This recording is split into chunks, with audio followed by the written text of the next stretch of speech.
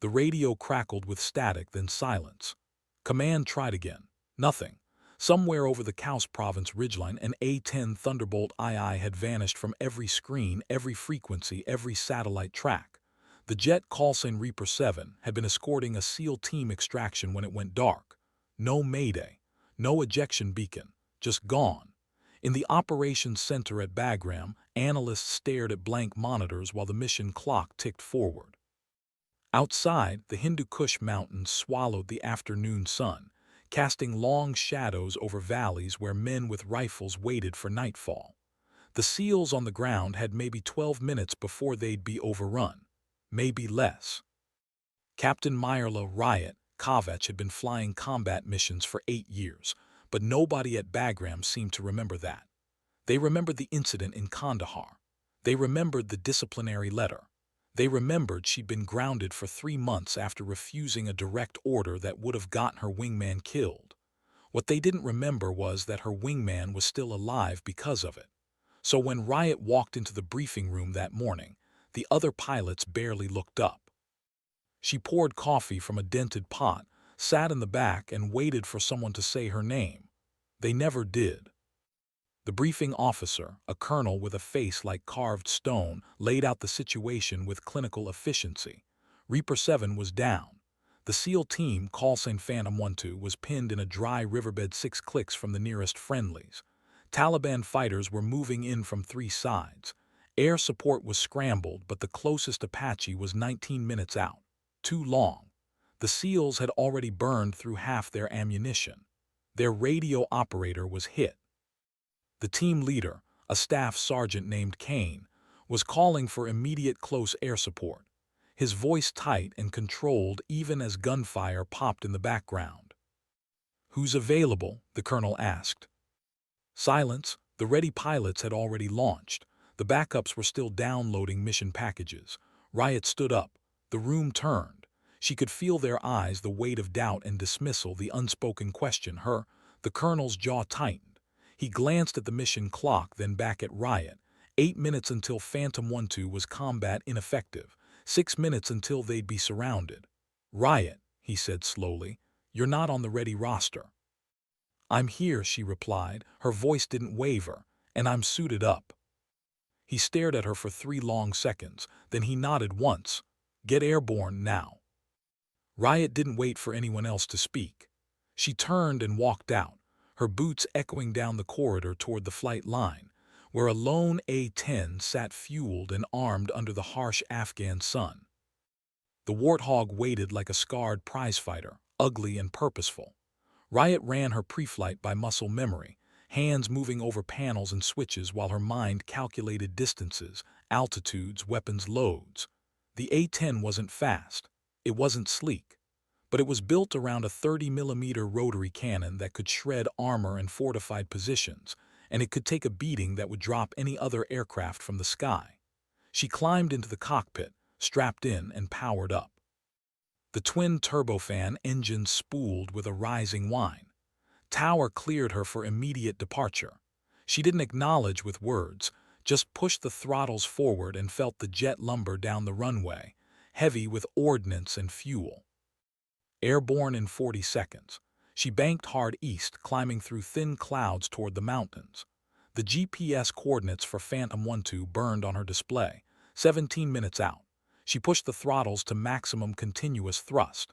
The A-10 wasn't built for speed, but it would give her everything it had. Below, the landscape blurred into browns and grays, villages and roads reduced to shadows. Riot's hands were steady on the stick. Her breathing was controlled.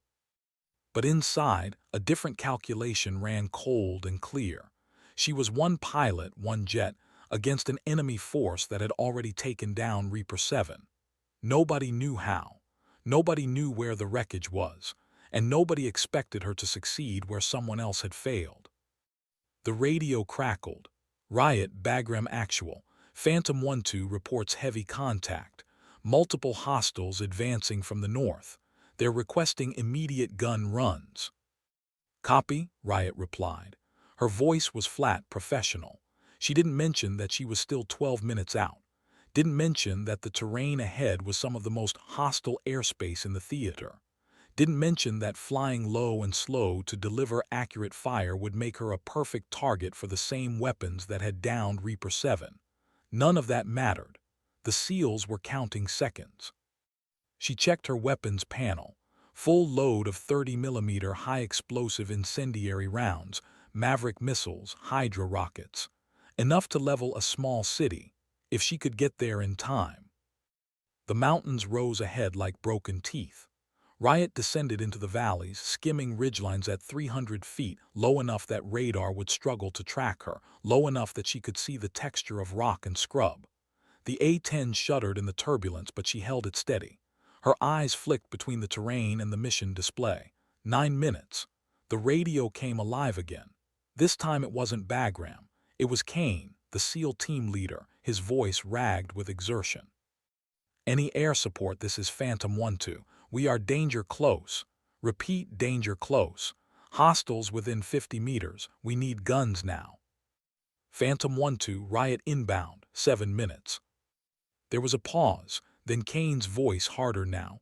Who the hell is Riot? You're close, air support, she said. Hold tight. Another pause. She heard gunfire in the background, sharp cracks, and the deeper thump of RPGs. 7 minutes is a lifetime, Kane said. We might not have it. Riot didn't answer. She pushed the A-10 lower, threading through a narrow canyon where the walls rose vertical on either side. The jet's shadow flickered across stone. Her heart rate stayed controlled. She'd flown worse. She'd survived worse. And she'd be damned if she let a SEAL team die because someone thought she didn't belong in the cockpit. 6 minutes. The canyon opened into a wide valley. She climbed slightly, scanning for threats. The sky was empty, but that meant nothing. Reaper 7 had disappeared without a trace.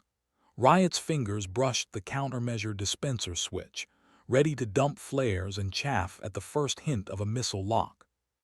The SEAL team's position appeared on her display, a pulsing red icon near the valley floor. She could see the dry riverbed now, a snaking line of pale stone cutting through the landscape. And around it, scattered among rocks and low trees, the thermal signatures of enemy fighters. Dozens of them, moving in coordinated groups, professional, experienced, not the usual disorganized militia. Riot's jaw tightened. She activated her targeting pod, zooming in on the area. The SEALs were dug into a shallow depression, pinned on 3 sides. Muzzle flashes sparked from the surrounding terrain. She could see tracers arcing toward their position. The enemy was closing the noose. 4 minutes. She armed her gun, felt the familiar hum as the GAU-8 cannon came online.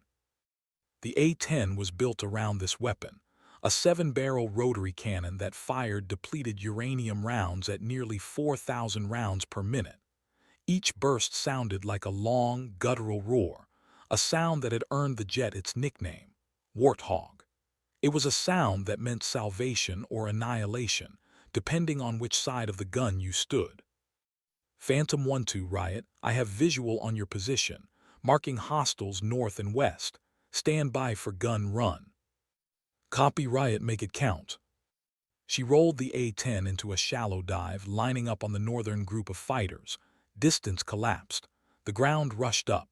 Her finger hovered over the trigger. At 1,500 feet she squeezed. The cannon roared. The entire aircraft shuddered, slowing slightly from the recoil. Below, the earth erupted. 30mm rounds tore through rock and flesh, kicking up plumes of dust and debris. She walked the fire across the enemy position, methodical and precise, then pulled up hard, banking away as tracers reached up toward her. The A-10's armored bathtub, titanium plates surrounding the cockpit, was built to take hits, but she didn't plan on testing it more than necessary. Good hits, Kane's voice was urgent, electric. Hostiles are breaking contact on the north side. We've got breathing room. Copy, coming around for the western group. Riot climbed and turned, setting up for another pass. Her hands moved with practiced economy, adjusting trim, checking airspeed, scanning for threats. The A-10 handled like a truck, but it was her truck, and she knew every quirk and limitation. She rolled in again, this time targeting the fighters advancing from the west. They'd spread out after the first gun run, smarter now, harder to hit. She adjusted her approach, came in at a steeper angle and fired. The cannon roared again. Dust and smoke obscured the target area, but she saw bodies tumbling, saw fighters scattering. She pulled up, rolled inverted to check her six, then leveled out and circled high. Phantom 1-2 Riot. Western group is suppressed. How copy? Solid copy, Riot. You just saved our asses, but we've got a problem. Riot's stomach tightened. Send it. We've got wounded, too critical, and the hostiles are regrouping. We need immediate exfil, but the LZ is hot. Can you keep them off us long enough for a bird to get in? She checked her fuel. Enough for maybe 3 more gun runs, maybe 4 if she stretched it. The nearest medevac helo was still 15 minutes out. She did the math. It would be tight, very tight. Affirm, I'll hold the line, get your guys ready to move. Roger, moving now. Riot stayed high, orbiting the battlefield, eyes locked on her sensors. The enemy was regrouping, pulling back into covered positions. They weren't running, they were adapting. Below, she could see the SEALs moving, carrying their wounded toward a clearing half a click south. It was slow, too slow, and the enemy saw it too. Fighters began shifting, trying to flank the team's new position. Riot rolled in again, this time firing a pair of Hydra rockets into a cluster of buildings where thermal signatures had concentrated. The rockets streaked down, impacting with sharp cracks. Secondary explosions followed, ammunition or fuel stores cooking off. Good, that would keep their heads down. But then her radar warning receiver screamed. Missile launch. She didn't think, just reacted, dumping flares and chaff while braking hard left. The A-10 groaned under the G-forces. She rolled inverted, dove toward the deck, leveled out barely 100 feet above the ground. The missile, shoulder-fired, probably a Strela, chased her for 3 agonizing seconds before the flares drew it off. It detonated behind her, close enough that she felt the shockwave rattle the airframe. Her hand stayed steady. She climbed again, repositioning. Riot, you still with us? Kane's voice was strained. Still here, they've got MA and PADS. Stay low and keep moving. Copy. There was a pause, then quieter. We owe you. Riot didn't reply. She scanned the terrain, looking for the launch site. There, a tree line on the eastern ridge. She marked it, armed a Maverick missile, and fired.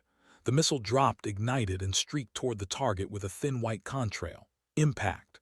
The tree line erupted, trees splintering, flames leaping. No more missiles came up. She exhaled slowly, rolled back toward the LZ. The medevac helo was inbound now, a Black Hawk pushing hard across the valley. Riot descended to cover it, flying low circles around the LZ, eyes scanning for threats. The Black Hawk flared and touched down. The SEALs moved fast, loading their wounded. Riot made one more gun run, firing into a group of fighters trying to advance on the LZ. The cannon roared, dust and smoke, bodies falling. The Black Hawk lifted off, nose down, accelerating away. Riot stayed overhead until it cleared the valley, then turned west toward Bagram. Her fuel gauge was in the yellow. Her ammunition counter read near 0. But the SEALs were safe. The mission was a success. As she climbed toward cruising altitude, the radio crackled. Riot, Bagram actual. Phantom 1-2 reports all personnel recovered. Well done. Copy, Riot said. Her voice was flat, tired. She didn't feel victorious. She felt empty. The adrenaline was fatting, leaving behind a hollow ache. Somewhere down there, Reaper 7 was still missing. Somewhere, a pilot was still unaccounted for, and she'd been too focused on the SEALs to search. The guilt was a cold weight in her chest. She landed at Bagram 40 minutes later, taxied to the ramp, and shut down. The ground crew swarmed the jet, assessing damage. There were scorch marks on the tail, shrapnel holes in the left wing. Nothing critical. The A-10 had taken the hits and kept flying, just like it was designed to. Riot climbed out, pulled off her helmet, and stood on the tarmac for a moment, letting the wind cool her sweat-soaked hair. The sun was setting, painting the mountains in shades of orange and red. Beautiful and indifferent. The debrief was short. The colonel asked questions, she answered them. He didn't smile, but he nodded once at the end. Good work, Captain.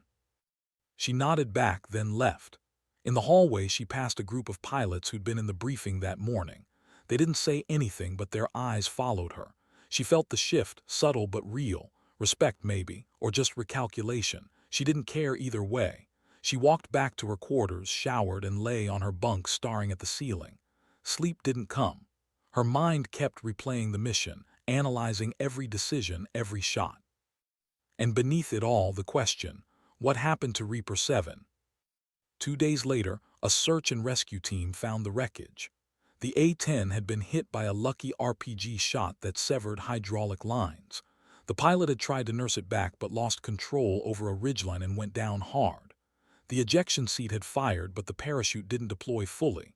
The pilot, a captain named Hale, a guy Riot had flown with in training, died on impact. They brought his body back in a flag-draped transfer case. Riot stood in formation at the memorial service, eyes forward, face blank. Inside, the guilt churned. She hadn't searched for him, hadn't even tried. She'd chosen the living over the dead, the mission over the man. It was the right call, but it didn't feel right. After the service, Kane found her. The SEAL team leader was out of his gear, wearing a clean uniform, his face still bearing the scratches and bruises from the firefight. He walked up to her without preamble, extended his hand. "You saved our lives," he said simply. Riot shook his hand. "Just doing my job." "Bullshit," Kane said. "You flew into a hot LZ with no backup, took fire, and stayed on station until we were clear. That's not just doing your job. That's being a fucking warrior." She didn't know what to say to that, so she just nodded. Kane studied her for a moment, then asked, "Why'd they call you Riot?" She hesitated.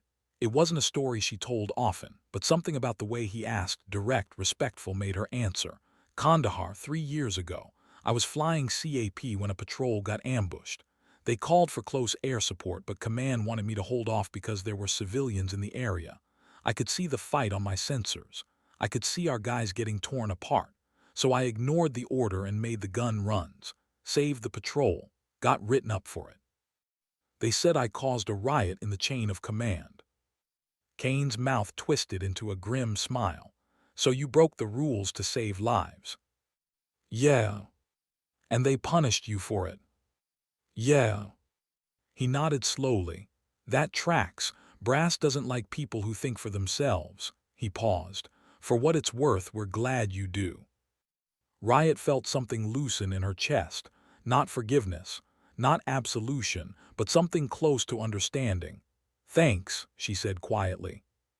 Kane nodded once more, then walked away. Riot watched him go, then turned and looked up at the sky. It was empty and blue, vast and indifferent. Somewhere up there, Hale had fallen. Somewhere up there, she'd made choices that saved some and couldn't save others. That was the job. That was the weight. She'd carry it as long as she had to. 3 weeks later, Riot was flying patrol over Helmand Province when the call came. Another unit in contact. Another desperate plea for air support. She didn't hesitate. She rolled in, fired, and pulled out. The enemy scattered. The friendlies pushed forward. Mission success. And when she landed, there were more nods, more quiet words of thanks. Slowly, imperceptibly, the doubt faded. The other pilots started asking her opinion in briefings. The ground crews made sure her jet was always mission-ready. The colonel started assigning her the hard missions, the ones where failure wasn't an option. Riot never sought the attention, she just flew. Every mission was a chance to do it right, to make the calls that saved lives, to carry the weight a little farther. Her call sign stopped being a mark of shame. It became something else. A promise. A warning. When Riot showed up, you knew someone was about to have a very bad day, or someone was about to be saved. Often both. Months passed. Deployments blurred together.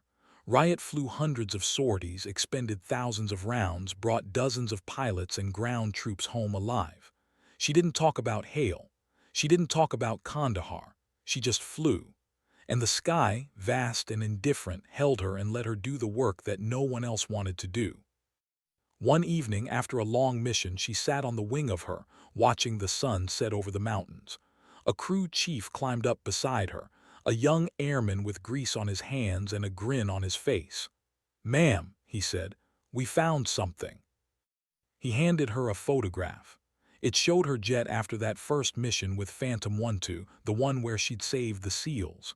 Someone had spray-painted a small icon on the fuselage near the cockpit, a raised fist with the word Riot stenciled beneath it. Unofficial, unauthorized, perfect. "Thought you should know," the airman said. "The guys wanted to make it official." Riot stared at the photo. She felt something she hadn't felt in a long time, pride, not in herself but in what she represented. The ability to stand up when others wouldn't, to fly when others couldn't, to be the chaos that saved lives. She nodded slowly. "Leave it," she said. The airman grinned wider. "Yes, ma'am." He climbed down and walked away. Riot stayed on the wing, photo in hand, watching the last light fade from the sky. The mountains turned dark. Stars appeared cold and distant. And somewhere out there another mission was waiting. Another call would come. And when it did, she'd be ready. Because that's what Riot did. She flew into the storm, she brought the thunder, and she came home. The years that followed turned Riot into something more than a pilot.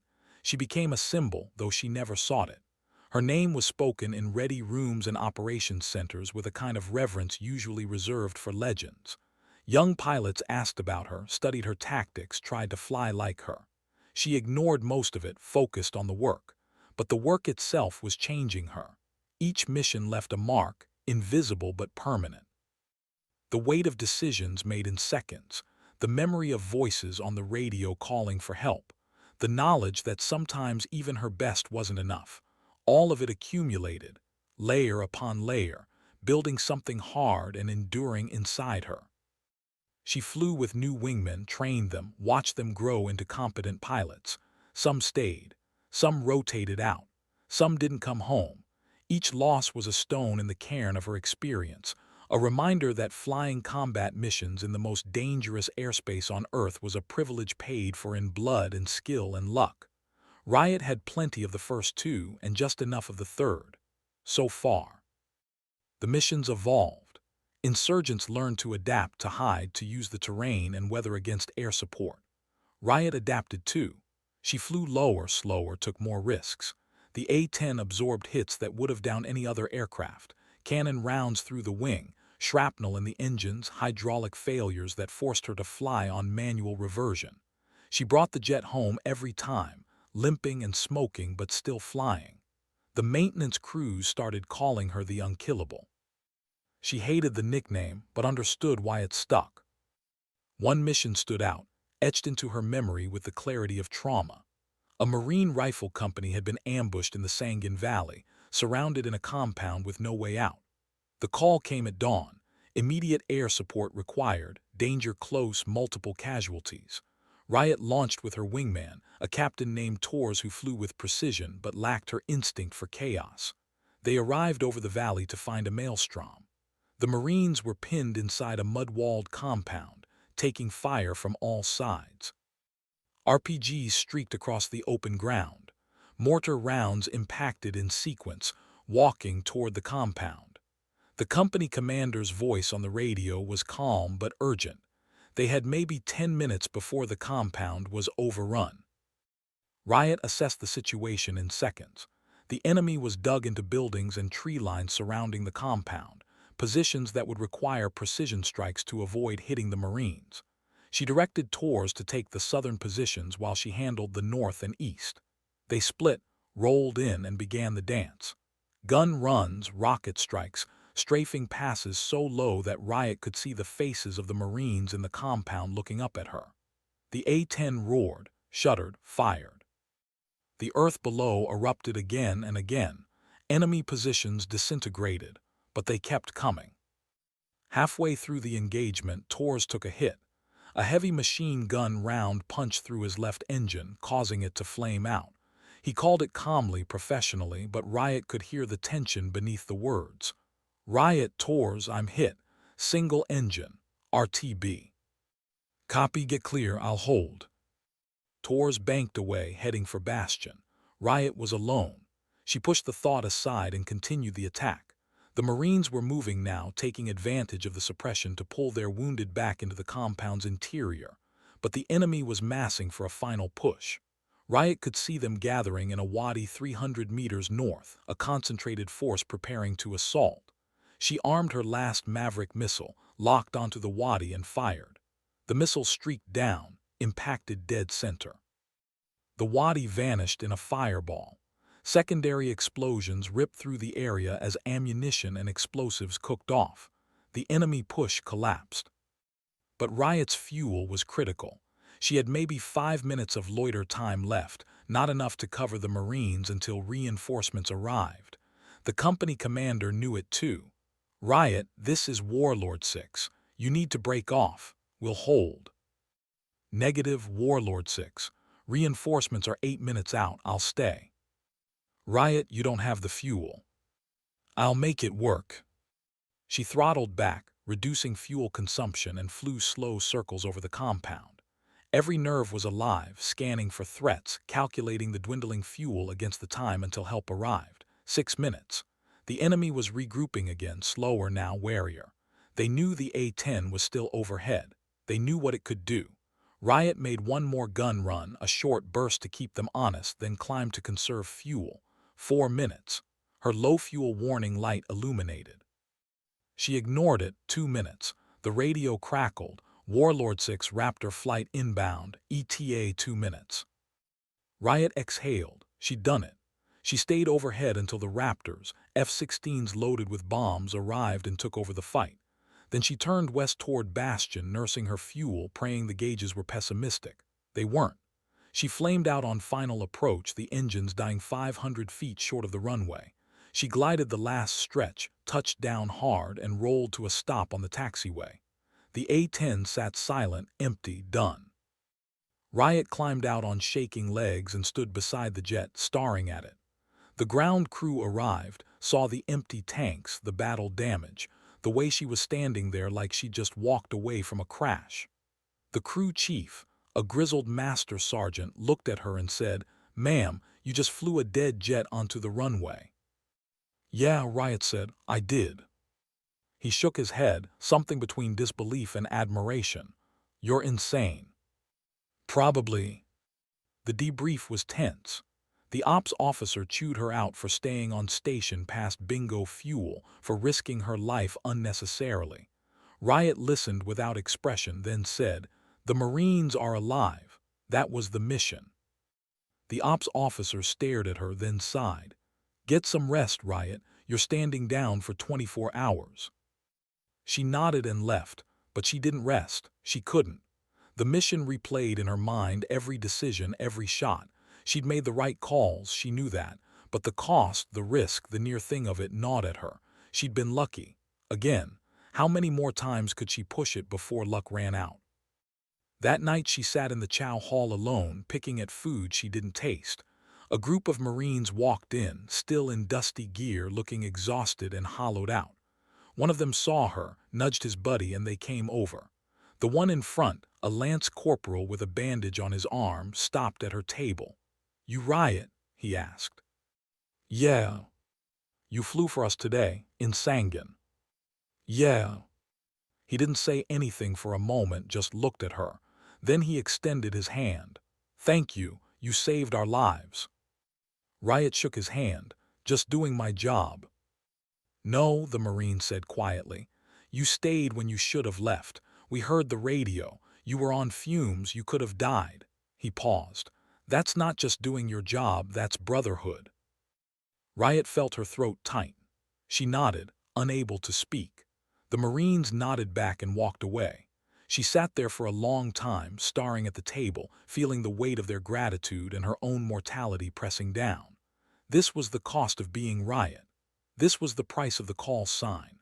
Not just the flying, not just the fighting, but the carrying of other people's lives in her hands, the knowledge that her decisions rippled outward in ways she could never fully control or predict. She finished her deployment, flew her last mission, and rotated home. The transition was jarring. The States felt alien after so long in the war zone. Everything was too clean, too quiet, too safe. People complained about traffic and weather and trivial things that didn't matter. Riot found herself drifting untethered. She went through the motions, debriefs, medical checks, mandatory counseling. The therapist asked her about stress, about nightmares, about coping mechanisms. Riot answered honestly but without depth. She wasn't ready to unpack it all. Maybe she never would be. She was reassigned to a stateside squadron, flying training missions with new pilots. It was important work, but it felt hollow. The urgency was gone. The stakes were gone. She was teaching people to survive fights she'd already survived 100 times. The young pilots looked at her with a mix of awe and unease, like she was an artifact from a war they couldn't quite understand. She tried to connect, to share the lesson, but something was lost in translation. They hadn't heard the voices on the radio. They hadn't seen the faces. They didn't carry the weight. Months passed. Riot went through the motions, professional and competent but increasingly detached. She started wondering if this was it, if the war had used her up and left her with nothing but memories and scars. Then one afternoon, her squadron commander called her into his office. He was a lieutenant colonel named Parson, an old-school pilot who'd flown in Desert Storm. He gestured for her to sit, then leaned back in his chair and studied her. "You look like hell, Riot," he said bluntly. "Thank you, sir." He smiled faintly. "I'm not trying to be an asshole. I'm trying to figure out what to do with you." "Sir, you're one of the best combat pilots I've ever seen, but you're wasted here. You know it. I know it. The question is, what do we do about it?" Riot didn't answer. She didn't know what to say. Parson leaned forward. "I've got a proposal. There's a new program starting up, Advanced Tactics Development for Close Air Support. They're looking for experienced pilots to help write the doctrine, train the next generation, push the envelope on what's possible. It's not a combat deployment, but it's as close as you're going to get stateside. Interested?" Riot felt something stir inside her. Not excitement exactly, but something like purpose. "Yes, sir." "Good, you start in 2 weeks. And Riot," he paused, "this is a chance to turn everything you learned into something that'll save lives for decades. Don't waste it." She nodded. "I won't, sir." 2 weeks later, she reported to Nellis Air Force Base in Nevada, where the program was headquartered. The team was small, hand-picked pilots, weapons officers, and intelligence analysts tasked with rethinking how close air support should be conducted in future conflicts. Riot threw herself into the work. She analyzed her own missions, identifying patterns and mistakes. She worked with engineers to improve targeting systems, with intel analysts to understand enemy tactics, with other pilots to develop new approaches. It was intellectually demanding in a way that flying never was, and she found herself energized by it. The work wasn't glamorous. It was long hours in windowless rooms, arguing over PowerPoint slides and technical specifications. But beneath it all was the knowledge that everything they created would eventually be used by pilots in combat, and those pilots' lives would depend on the quality of the work. That made it matter. That made it real. Riot became the de facto lead on low-altitude tactics, drawing from her extensive experience flying danger-close missions. She pushed for better integration between air and ground units, for improved communication protocols, for training that emphasized adaptability over rigidity. Some of her ideas were controversial, some were rejected, but enough were accepted that she began to see her influence rippling outward. The tactics she developed in the crucible of Afghanistan were being codified, taught, spread. It wasn't the same as flying combat missions, but it was a different kind of legacy, a longer one. Years passed. Riot was promoted to major, then lieutenant colonel. She stayed with the program, refining and expanding it. She traveled to bases across the country, teaching, advising, mentoring. The young pilots who came through the program didn't know her story at first, didn't know about Kandahar or Sangin or the 100 other missions. But eventually someone would mention it and the room would go quiet. Then the questions would start. She answered them honestly, without embellishment or false modesty. She told them what worked, what didn't, what the cost was. She told them that being a combat pilot meant carrying the weight of other people's lives, and that weight never got lighter. You just got stronger at carrying it. One day, a young female captain approached her after a briefing. The captain was nervous, barely hiding it but determined. "Ma'am," she said, "I just wanted to say thank you." "For what?" Riot asked. "For showing us it was possible, for being, someone we could look up to." Riot felt a lump in her throat. She thought about all the years, all the missions, all the doubt and dismissal and uphill battles. "Just do the work," she said. "The rest will follow." The captain nodded and walked away. Riot watched her go, feeling something shift inside her. Maybe this was the point. Maybe the legacy wasn't just the missions she'd flown, but the path she'd cleared for the ones who came after. Maybe that was enough. She retired as a colonel after 25 years of service. The ceremony was small, attended by a handful of pilots and friends. The base commander gave a short speech, highlighting her combat record and her contributions to the tactics program. Riot stood at attention, feeling the weight of her uniform, the symbols of rank and service and sacrifice. When it was over, she walked out into the Nevada sun and looked up at the sky. It was vast and empty, just like it had always been. Somewhere up there, pilots were flying, fighting, carrying the weight. She'd done her part. Now it was their turn. She drove away from Nellie's, heading west toward California, toward whatever came next. The road stretched out ahead, long and straight. She didn't know what she'd do with the rest of her life, but she knew she'd carry the sky with her always. The missions, the voices, the weight. It was part of her now, inseparable and eternal. And as she drove, she thought about Hale, about Torres, about Kane and the Marines in Sangan and the young captain who'd thanked her. She thought about the A-10, ugly,